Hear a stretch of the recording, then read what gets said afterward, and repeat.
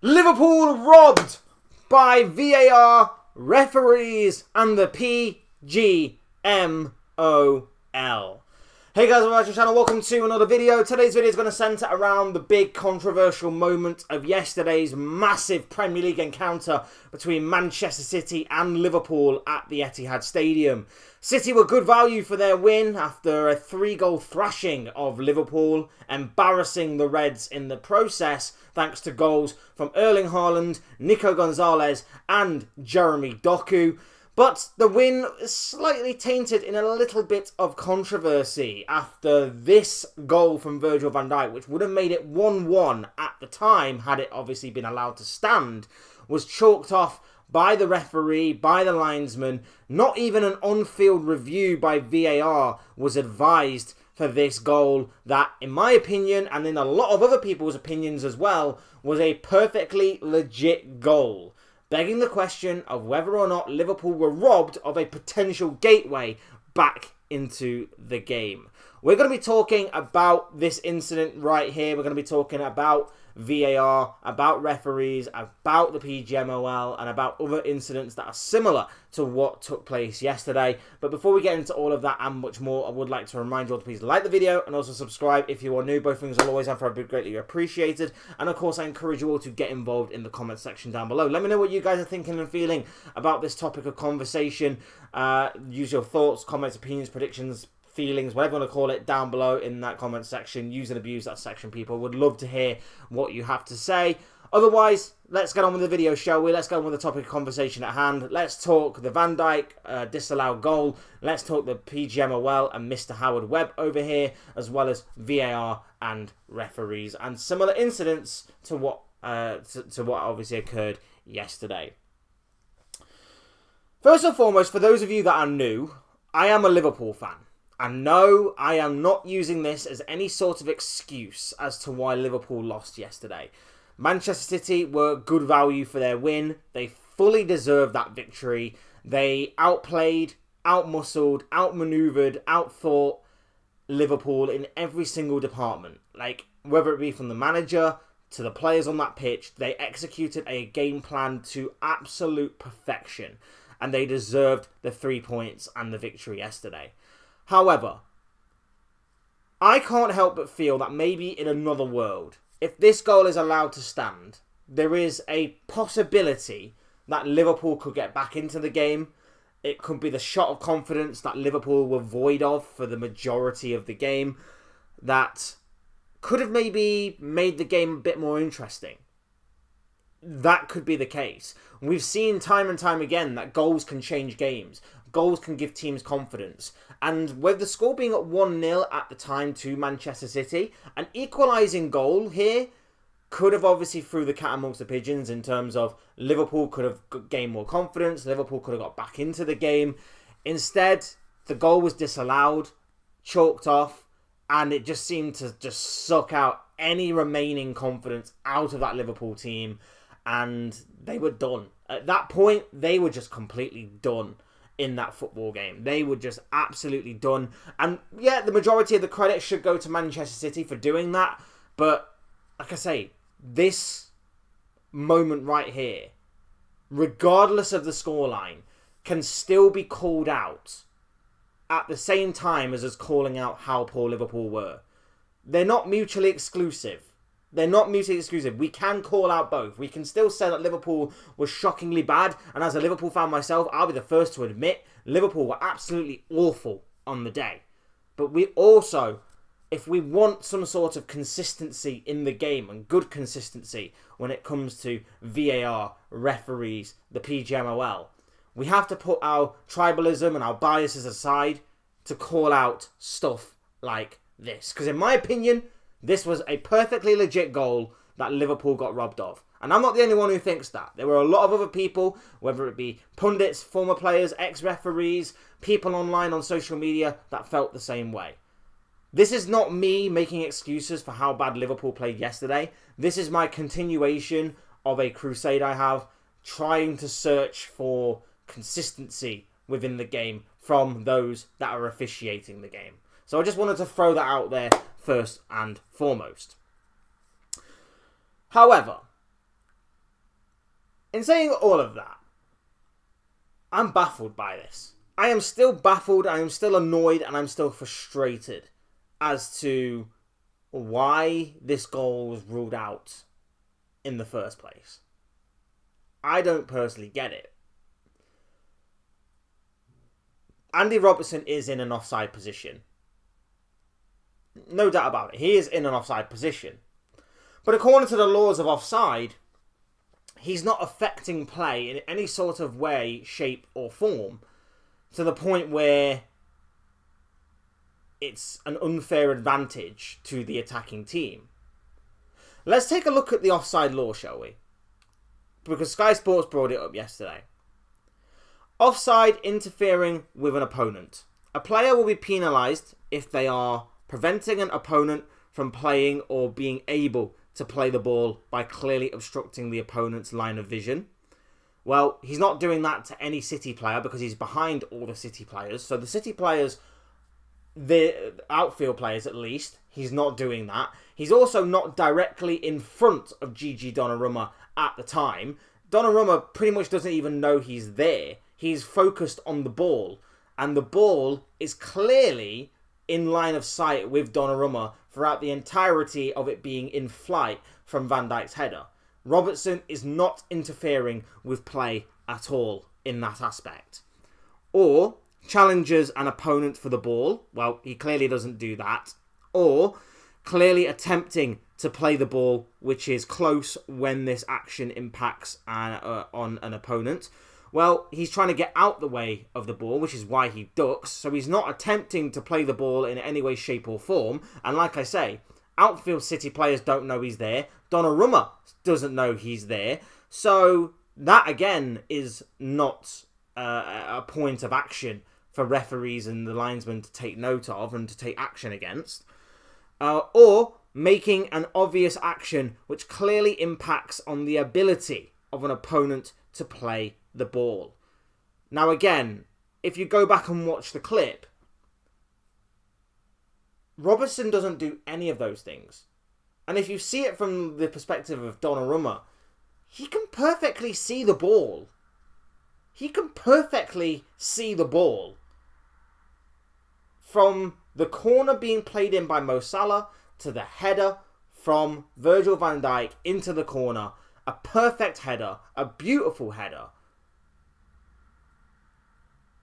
Donnarumma's getting nowhere near it. He's at full stretch as well. So it's not like he doesn't see it.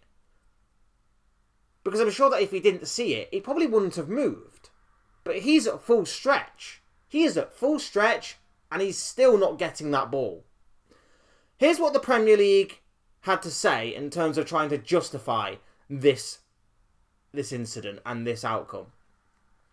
The referee's call of offside and no goal to Liverpool was checked and confirmed by VAR, with Robertson in an offside position and deemed to be making an obvious action directly in front of the goalkeeper.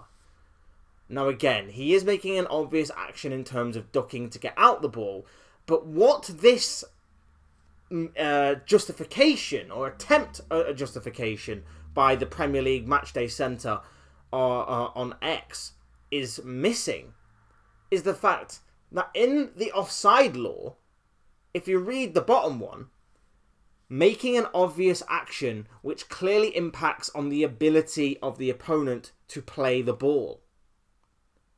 They don't mention that here. They don't mention that it was an obvious action to directly impact the ball or the ability to play the ball from the goal, in this instance, the goalkeeper. Why did they leave it out? Why did they leave that bit out? Oh, because if they actually did put it in there, everybody would then be calling it out. Because there was no attempt to play the ball from Andy Robertson. There was no attempt whatsoever to obstruct any Manchester City player from trying to get the ball. It was a perfectly legit goal that should have been allowed to stand. How do we also know that this goal should have been allowed to stand? Well, I take you back to this incident last year. Conveniently and coincidentally, Manchester City once again involved. John Stones had a goal against Wolverhampton Wanderers which was initially disallowed on the pitch. This was all down to Bernardo Silva being deemed to be in an offside position and in the goalkeeper's line of vision.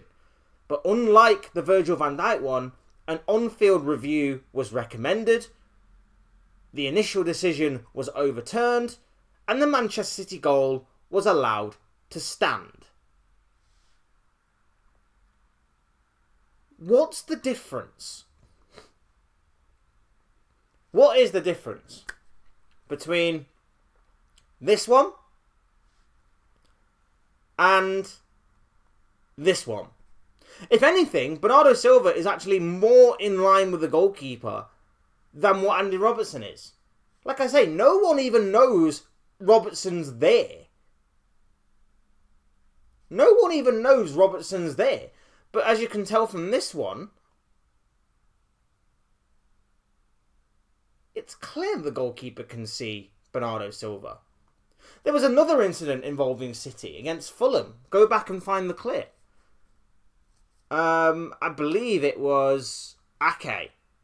Ake's header and Akanji was in the way of Bernd Leno. And I believe that that goal was also allowed to stand. Which makes no sense. That was deemed to be onside. Fine, fair enough. And done and dusted. City got the goal. Even more recently, Chelsea versus Brentford. Chelsea were frustrated that Brentford's late equaliser was allowed to stand when it seemed that after first contact from a throw-in, I think it was Altara was in an offside position, attempted to play the ball, didn't actually touch the ball, but was impeding Reece James's ability to play the ball. The ball eventually falls to Fabio Carvalho, who slams it into the back of the net to obviously equalise for Brentford. But at the time, we couldn't understand why offside wasn't given, because Altara was clearly offside, attempted to play the ball, but in doing so, obstructed Reece James from doing so. So why is it onside, onside, onside, and in this incident, it's offside? And the bit that frustrates me more is the fact that there was no VAR interference, there was no call for an on-field review, there was not even time to deliberate. How they normally do. How they normally do is they normally take an eternity to work out whether something was offside or not, whether something was a red card or not. Any VAR interference normally takes an eternity amount of time for them to decide upon. Even if it's the most painfully obvious decision that they need to make, they still take their time over it. But in this incident, it was pretty much open and shut. It was given on the pitch. Yeah, we're good with that. We're fine with that. Fine. What, was VAR just not working in this situation? Like, to the point where they're like, yeah, well, we don't really have replays, so just deal with it. Just go. We'll go with your decision. It makes no sense to me.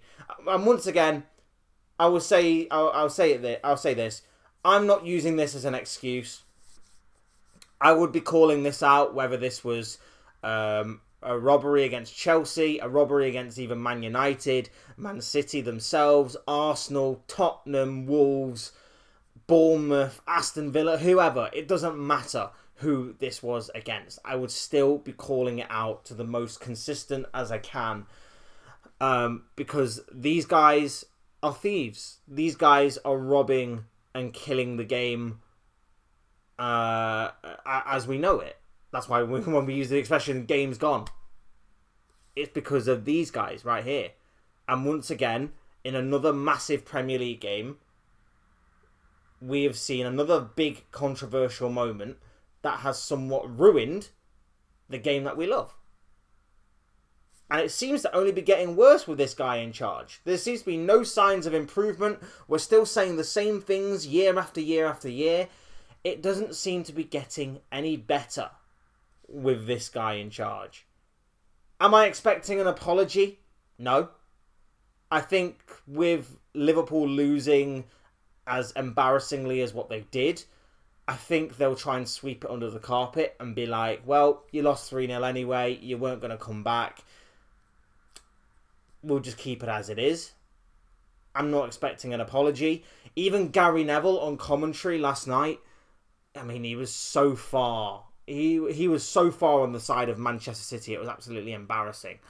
But even Gary Neville last night basically stated that Liverpool should not be whinging about a controversial referee VAR moment that was this, because they lost so bad.